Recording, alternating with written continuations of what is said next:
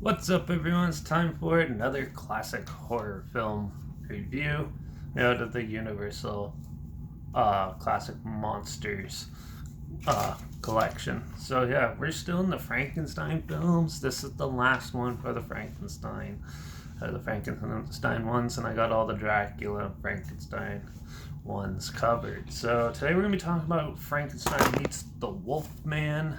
Oh, this is going to be an interesting one. It was released by Universal March 5th, 1943. Produced by George Wagner, written by Kurt Sidomak, and directed by Roy William Neal. He also did like a lot of Sherlock Holmes films for Universal, like Sherlock Holmes and the Spider Woman, Sherlock Holmes Dressed to Kill, and The Secret Weapon, Sherlock Holmes in Washington, Sherlock Holmes: A House of Fear. He's also did Terror by Night, and The Woman in Green, and Black Angel, to name a few. So, wow. Frankenstein meets the Wolfman. So this is the first one out of all the crossover films where Lawrence Talbot, the Wolfman, is trying to fight his disease and find a cure for him to keep him from turning into a werewolf during every full moon.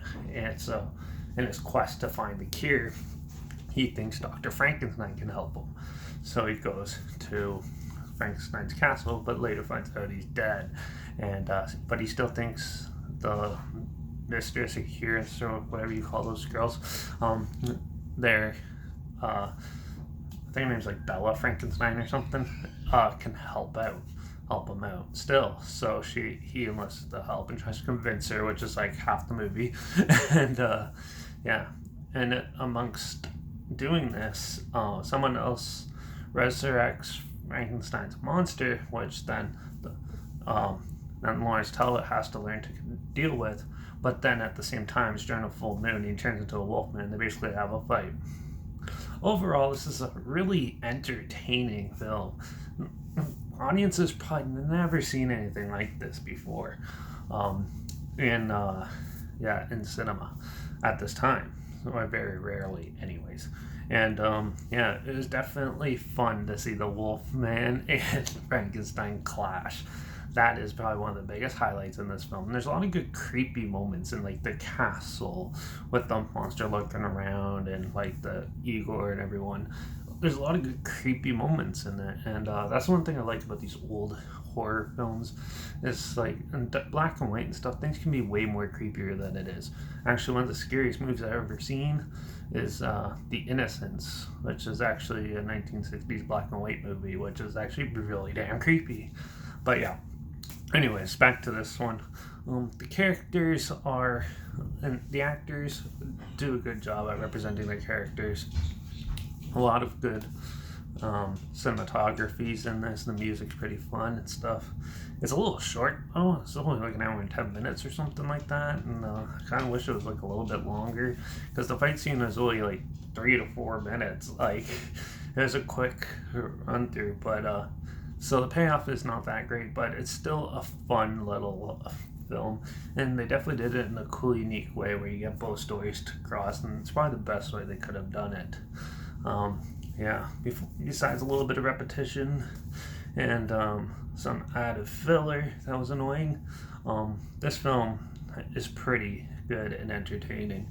Definitely one of the better monster brawl type films out there than majority of the versus films that come out nowadays. But yeah, definitely an interesting classic monster mashup. So yeah, I'm gonna give Frankenstein Meets the Wolfman a 4.5 out of 5. It was a lot of fun, especially first time around watching it. And yeah, so definitely check it out if you haven't seen it. There's a trailer link down below, like always. Also, link down below is my Instagram, where I always post clips of films I'm going to review in the future on my story. Share the film title and hashtag, subgenre of film and hashtag, so you're aware of it. Also, link down below is my Letterbox and Derek P reviews. That's where I post my first star rating right after watching the films. So follow me on one of those two platforms to stay in the loop. Like this video, share it so more people are aware of it. Comment your opinions of the film down below if you've seen it. I'd love to hear your thoughts. Also, if you have any films that you want to hear my opinions on, comment those down below too. I'll try my best to get them as soon as I can, and if I can find them.